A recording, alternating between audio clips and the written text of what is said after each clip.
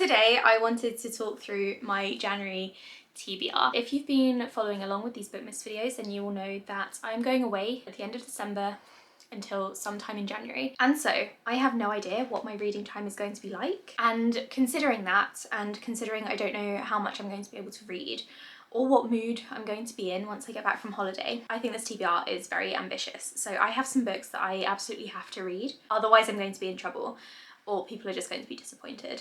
I'm sure no one will notice, like, it's not that big of a deal.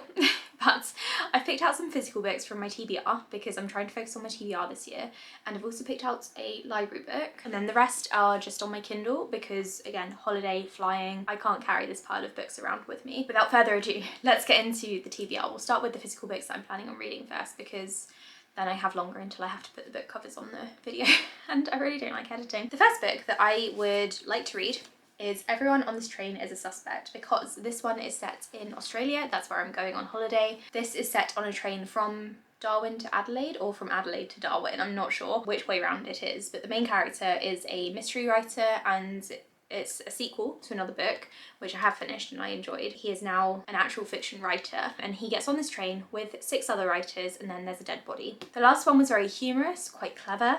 Not my favourite mystery of all time, but I still enjoyed it, so I'd like to give this one a go, especially because it's on theme. I'm considering whether to take this with me on the plane. Tell me if you think I should, because I'm trying to only travel with my Kindle, but also sometimes I'm just in the mood for a physical book. So I'm wondering whether I should take a book with me. Maybe I'll weigh my luggage and see what I'm feeling like. Tell me what you think I should do. The next book that I absolutely have to read is Fates Inked in Blood, because I need to read this and recap it so that people can read the sequel. Not that everyone is like waiting on me, but I do like to recap popular books in series before the release of the new one, and this series, or this book so far, has been very popular. This is a Norse fantasy kind of book. That's all I really know about it. I know that people tend to love Daniel L. Jensen's writing. I hope that I'm one of those people. Nothing about this synopsis or the way people are describing it has put me off, which is a bonus. I know some people didn't really get on very well with it, but I think I will like this. It sounds like something that I would enjoy. So I'd like to read that one. And while I'm talking about recapping, I might as well mention The Crimson Moth or Heartless Hunter, depending on which country you're in. I don't know which country calls it what, but it doesn't matter, you know what I mean. This book, the sequel, is coming out in January or February, and I know a lot of people who have really enjoyed the first book, and so again, I want to read this one while I'm in Australia so that I can recap it, ready for people to read the sequel. From what I've heard, it's really fast-paced. It's about a witch and a witch hunter, which does sound a bit like that awful book Serpent and Dove, which I didn't enjoy. But I have read books by this author before and I've really enjoyed them, so I think I'll enjoy this. So that's another one that I need to recap. And then I've got a fast-paced book that I think I will really enjoy, and that is Hench. This is a superhero, supervillain kind of book. Riley really enjoys this one, and I've seen that it's partly told in text messages as well.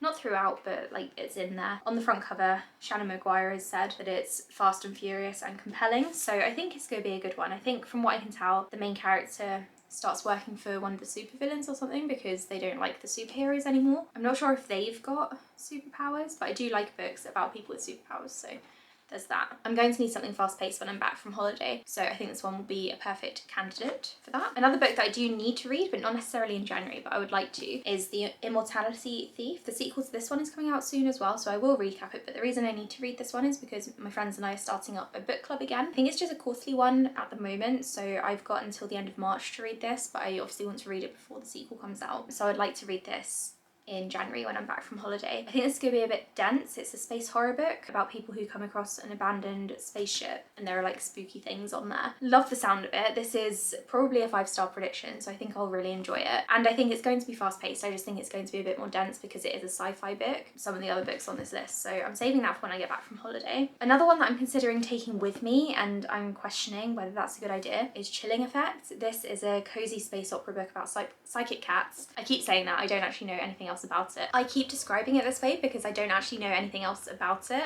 and that is fine with me. The reason I'm thinking about taking it with me on holiday is because I really want to read it now, and because I'm in the mood for it, why not just take it with me? But it's a chunky one and I don't want to ruin it in my case either. I don't know. Again, I might weigh my suitcase and see how much space I've got for these books because I don't want to go too over the top. And then the last physical book that I have is A Haunting in the Arctic. This is about a ship that goes missing and then reappears or something, and spooky ghosts and stuff. And I've put this on here because it's a wintry book. Once I'm back from holiday, the cold is going to hit me like, what's the phrase, like a freight train. It's going to be absolutely freezing because I'm coming from Australia, where it's going to be 30 degrees. I'm probably going to be a bit upset and unhappy about being back in this country. So I'm going to read a gothic horror book because it just seems like the smart thing to do. I don't know, maybe it'll snow in January, February time and this will be even more atmospheric. That's why I put this on this list, and it is one that I wanted to read in the new year anyway. And then I have a load of books on my Kindle. I have downloaded so many books that I would like to try. I got a lot of these on NetGalley. Some of them were just really good deals that I found on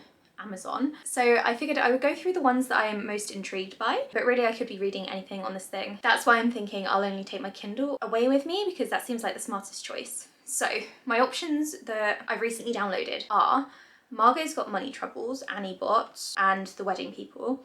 Some of these might be a bit depressing for a holiday, but that doesn't really bother me. I have Play Along from Kindle Unlimited. That's the 4th book in the Windy City series, I think it's called. Sports romance, always a good time with this author. I mean, I don't normally like sports romances. I've got a few arcs for next year, such as Famous Last Words. I've also got A Language of Dragons and Mother of Rome, both of which come out in January, so it would be good to read those in advance. I've got some audiobooks as well that I should probably mention. I've downloaded The God of the Woods, The Night Swim, and Unwell Women most recently, and I've also got like loads of other audiobooks as well. Most excitedly, I have Say You'll Remember Me by Abby Jimenez. So that's one that I'm going to be prioritising. I'm thinking about reading that on Christmas Eve, so today as you're watching this I think, and just finishing that off in December, but I've put it on here just in case it drags into January. Magnolia Parks is another option that I've got on here from Kindle Unlimited. Whiteout sounds like a good one. Then I've got like various other thrillers and stuff, so I could literally be reading anything. I've got the Hurricane Wars. I don't know if I'm feeling a fantasy book while I'm on holiday, but maybe. And then a couple of Christmas books as well for the plane. So I don't know, I've got so many options. I'm not really sure what I'm going to read. You guys will find out when I'm back from holiday. If you have any recommendations for me, let me know in the comments. I think I'm really happy with this physical TBR because I want books that I'm going to be excited for when I get back so that I don't get into a post-holiday reading slump. I feel like I've balanced the genres out really well as well. So I'm actually really looking forward to my reading in January. December has been a bit of a naff month because I've been so busy recording and editing videos, I've not really read anything. And the stuff that I have read has kind of been like middling. So I think January will be a return to form. I'll be able to hopefully be super relaxed after my holiday and not stressed about returning to work. And I've got all of these amazing books that I can read. So as I said, let me know in the comments below which ones you think I should read. Let me know what your reading plans are for January as well. Are you trying to hit certain goals in January? I'd be very interested to know. I forgot to mention actually, some of these are my priority books or series for the new year, and I've made sure that I looked back at the video that I did earlier on this month to make sure I am still prioritising the same books, and I'm going to try my best to get through them. There are some here which I just picked based on vibes, but obviously I've mentioned the Immortality Thief and Chilling Effect in a lot of videos in December because they are ones that I want to prioritise. So here are two of my priority books, and I can't remember if I mentioned any of the others. I might have mentioned A Haunting in the Arctic, but that might have only been in my book haul. But I am trying to hit a bunch of goals and things in the new year. This enthusiasm might only last until March, but you know, might as well crack on while I'm in the mood. So thank you for watching, and I guess thank you for watching Bookmas. This is my last Bookmas video of the year. At the time of recording this, I don't actually know if I've managed to meet my goal of 24 videos in 24 days. You guys will know as you're watching this if this was my 24th video, but I'm recording this slightly out of order